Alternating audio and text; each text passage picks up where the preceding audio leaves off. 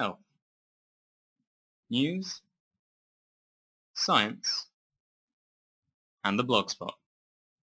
Every medical student needs to have an interview, so here's a week's worth of things to help you look good in front of the panel. Health. Firstly, the NHS Medical Director wants to publish individual surgeons' results within 2 years in the hope that it will help them focus and improve their performance. Researchers say that the length of time that the cancer drug tamoxifen is used for breast cancer should double from 5 years to 10 to prevent the cancer returning. A review has suggested that antidepressants could help recovery in stroke patients, even if the patient isn't depressed.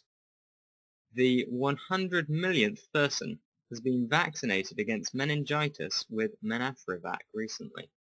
And finally, ministers have been rebuked by an independent watchdog over their claims that real-term spending on the NHS had increased over the past 2 years, when it had actually decreased.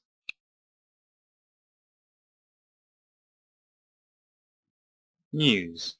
The Bitcoin network has now become an official bank. This may not affect any of you directly anytime soon, but this is an important economic shift that may eventually have far-reaching consequences. It's important for you to be aware of the changes as it is beginning. A new body will be regulating exams in Wales. This change may signal upcoming changes for exam regulation in Britain as well. And an MP will be starting a campaign for greater compassion in nursing.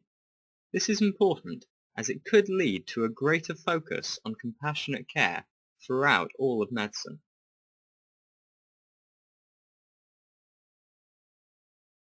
Science. A research team has discovered a way to help cardiac cells divide and multiply to replace dead tissue after a heart attack and prevent the formation of scar tissue. The current results with mice have been promising, and one day it may be possible to fully heal a heart after a heart attack. A 5-year-old girl has had pioneering surgery to repair a gap in her spine with bone taken from her legs. A new online tool has been developed that may help predict at birth if a baby is likely to become obese in their life. Obesity is an increasing problem at the moment, and such a tool could help the fight against it. And finally, scientists say that they have developed a breath test that can accurately tell if a person has bowel cancer.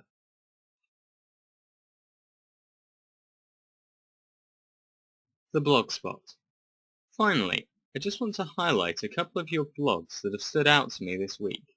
The first is by Jacob on drug abuse, and the second is a post by Elisa on a journal article. Both of these blogs show some excellent promise, so have a look and leave a comment. Maybe next week I'll show off your blog. Until next week, take care.